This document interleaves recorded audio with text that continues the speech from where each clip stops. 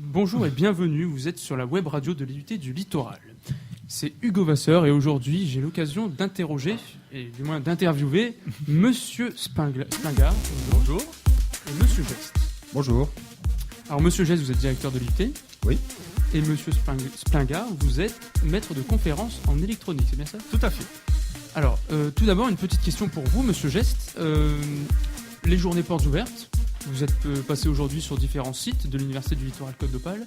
Quel est votre ressenti? Alors un très bon ressenti comme tous les ans. La journée porte ouverte effectivement permet aux lycéens qui s'interrogent un peu sur son avenir de venir comment se rendre compte un petit peu des différentes formations qui sont proposées dans le cadre de l'IUT. Donc ici nous sommes à Saint-Omer, mais l'IUT est également situé sur Boulogne, il est situé sur Calais et également sur Dunkerque. En tout, c'est 8 domaines de spécialité qu'on propose sur l'ensemble de notre IUT, mais également des licences professionnelles, puisque on s'adresse prioritairement effectivement aux lycéens, mais également à ceux qui sont en bac+2, donc en L2 ou en BTS ou en DUT, pour une poursuite d'études vers des licences professionnelles. Monsieur Spingard, oui. Qu'avez-vous pensé? Quel est votre ressenti de ces portes ouvertes? Alors, moi, je me suis concentré, c'est sur la partie innovation. Parce que nous voulons montrer à tout le monde que dans les IUT, en fin de compte, les étudiants innovent et ont devant eux l'objectif, en fait, de montrer un travail à travers les projets tutorés. On parlera plus profondément de l'innovation juste après, parce que tout à fait. On a une chronique spéciale là-dessus. Juste une autre petite question qui vous concerne tous les deux, c'est l'IUT. Quelle est la place de l'IUT dans l'Université du Littoral Côte d'Opale? Monsieur Geste. Alors, l'IUT en fait propose des formations technologiques avec un objectif principal qui est l'insertion professionnelle. Alors, on est sur l'insertion professionnelle à bac+2, certes, mais de moins en moins, puisque de plus en plus de nos étudiants, environ 80% de nos étudiants, souhaitent aujourd'hui effectuer une poursuite d'études. Alors une poursuite d'études vers quoi? Vers une licence professionnelle, donc environ 30%, mais également et de plus en plus vers du bac+5, licence générale suivie d'un master ou alors une école d'ingénieur ou une école de commerce, et de plus en plus. Monsieur Spingard, vous avez peut-être des choses à rajouter justement? Je rajouterais juste que par rapport peut-être aux universités, on a un avantage de mettre en avant des parties plus pragmatiques, plus liées au monde de l'industrie, avec des formations où on retrouve des projets tutorés, des stages, des TP. Un petit peu comme Angako, en définitive. Nous aussi, on touche un petit peu à tous ces domaines. Est-ce que l'IUT a un projet, à l'avenir peut-être quelque chose d'assez conséquent? Le projet qu'on souhaite, encore une fois, l'objectif, c'est l'insertion professionnelle. Donc évidemment, on a des partenariats qui sont très forts avec les entreprises. Et aujourd'hui, donc le souhait politique, mais également des entreprises, c'est la formation en alternance de plus en plus. Et donc nous, on part sur ces projets-là, donc proposer sur chaque département une solution pour qu'on puisse effectuer chaque cursus du DUT, mais également en licence professionnelle, en alternance. Alors soit sous la forme de contrat de professionnalisation, mais également de plus en plus, soit par le biais de l'apprentissage. D'accord. Donc là, on est à la fois à l'école et on est aussi en entreprise. Donc on a un double statut. On est étudiant, mais également on est salarié. D'accord. Pour parler du pôle innovation, on va savoir pourquoi Monsieur Spingard est par ici. Mais pour ça, je laisse la parole à Giovanni. Donc nous avons le projet de la web radio. Ici, en fait, ça consiste encore une fois à retransmettre sur les 4 sites différents l'émission de radio de la journée porte ouverte d'aujourd'hui. Donc nous, on a eu la chance tout d'abord d'avoir cela grâce à des cours de management de projet au semestre 1 où on nous a appris à encadrer un projet et on a également réalisé une émission de radio avec la rédaction de chroniques et également la réalisation d'un projet dans sa globalité, les coûts qu'il peut avoir, même si là on n'avait aucun coût. Au niveau de la préparation, c'est... La préparation qui a été hyper importante parce qu'on se rend compte que ça se prépare pas comme ça. Une émission de radio, c'est quand même très important. Et donc là, au second semestre, donc on a eu la tâche et le bonheur d'animer la journée porte ouverte d'aujourd'hui, donc avec quelques directs et la retransmission d'émissions antérieures qu'on a réalisées. Mais c'est vrai qu'en plus de ça, on a eu quand même toute une planification au niveau de notre préparation de radio. Oui, on a dû établir un calendrier précis des tâches à faire. Voilà. Et on pensait pas que ça devait se passer comme ça. Nous, on pensait que on l'aurait fait au fur et à mesure, et c'est là où on a appris quand même pas mal de choses. Avec notamment différentes techniques que nous a enseigné donc Monsieur Larder, telles que le diagramme de Gantt, quelque chose que je ne connaissais absolument pas avant. Tout ça, c'est vraiment de la préparation pour créer une radio vraiment bien structurée.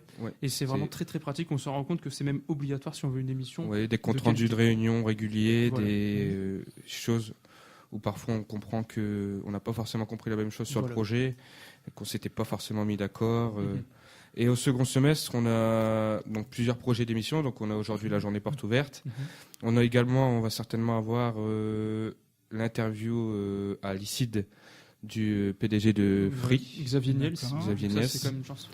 Donc a priori, on devrait pouvoir l'interviewer. Et puis je veux dire, tout à l'heure, on a rencontré la direction, Monsieur Sadok.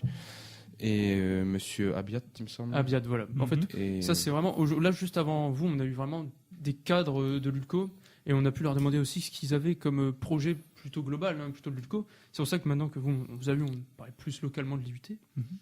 Mais donc, pour revenir sur le projet. Bah, a priori, après on est chargé de faire des émissions. Nous, on essaie de réaliser des hebdomadaires. Donc on essaie de faire une émission toutes les semaines environ, quand on a la possibilité de la préparer. Et nous, on a comme particularité de faire tourner, donc dans notre équipe. C'est-à-dire que l'animateur n'est jamais le même. C'est-à-dire un jour quelqu'un sera à la technique, un jour quelqu'un sera y a un roulement, chroniqueur. On fait un roulement comme ça, tout le monde peut participer. Et tout le monde prend plaisir à réaliser le projet. D'accord. Donc là, moi, si je reviens par rapport à ce que moi je souhaite, c'est que là, vous avez montré des très bonnes compétences dans votre domaine par rapport à votre formation pendant les journées portes ouvertes. Donc là, derrière, nous, ce qu'on va faire, c'est que ce que vous avez fait, on va essayer de le mettre en vitrine, mais pendant une année entière, parce qu'en fait, vous avez fait partie d'un challenge et vous avez remporté ce challenge, et on va vous mettre en fait en vitrine de votre département, mais aussi de l'IUT.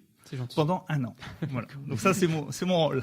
Et ce matin, par exemple, on a été voir au département biologie et on a rencontré les gagnants qui, eux, ont fait de la bière, par exemple. Une bière IUT, vous voyez. Alors, s'ils nous écoutent, j'espère qu'ils vont nous inviter à la dégustation. On a été aussi à Calais, où là, on a vu au département Géodésie, par exemple, la réalisation d'un robot piloté via une application sur smartphone. Le département informatique prépare aussi une application sur tablette pour préparer les portes ouvertes. Donc vous voyez, là, mon rôle, c'est de faire tous les départements, de faire un challenge et d'extraire en fait vos compétences et de les mettre en vitrine pendant une année complète sur notre site internet. Alors justement, il est à savoir que nous, on a la particularité, vu que vous dites que nous sommes une vitrine, c'est vrai que nous, en plus, on est en live là, actuellement. Donc ça permet d'avoir réellement une structure dans notre émission. Donc vas-y, Giovanni. Donc... Nous, au niveau structure, aujourd'hui, la journée s'organise, comme j'ai dit, de la manière suivante. C'est plusieurs lives, donc on essaie d'avoir des étudiants, mais c'est compliqué, des futurs étudiants, des lycéens, mais c'est compliqué. Ils sont timides, peur de parler à la radio. Et on essaye d'avoir... on a eu une interview de Monsieur Larder qui nous a parlé de l'encadrement, Madame Bouteiller qui nous a parlé des projets à l'étranger. Voilà. Donc on a quand même pas mal de choses et pas mal de... Exactement, donc on est plutôt bien structuré. Monsieur Geste, peut-être le mot de la fin, un message à faire passer. Oui, donc encore une fois, je suis très ravi d'avoir fait les sites. Bon, c'est un petit peu la course parce qu'il faut faire les 4 sites sur une même journée. C'est pas forcément simple, mais je vois que effectivement, donc il y a beaucoup de choses. On parlait de vitrine parce que généralement, on a toujours du mal un petit peu à communiquer ce qui est fait à l'intérieur des formations, et on s'aperçoit qu'il y a de magnifiques choses. Donc Monsieur Spinguer le disait à l'instant, donc on a fait le département génie bio, donc là ils ont présenté un alambic pour fabriquer de la bière, il y a la fabrication de robots, et puis ici également, et ce qu'on ne voit pas à travers la radio est aussi c'est l'apport technologique, là il y a du matériel également qui a été investi pour mettre en place cette radio, et donc là je voudrais aussi remercier, et je crois qu'il faut le souligner, l'IUT fonctionne principalement grâce aux entreprises, donc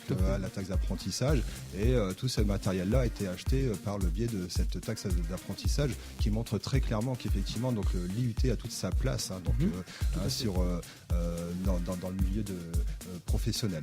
Voilà, donc je voulais le souligner également. Très bien, merci messieurs, monsieur Geste, merci d'être venu, monsieur Splinguer, merci aussi. Vous étiez à l'écoute de la radio web de l'IUT du Littoral Côte d'Opale. À bientôt.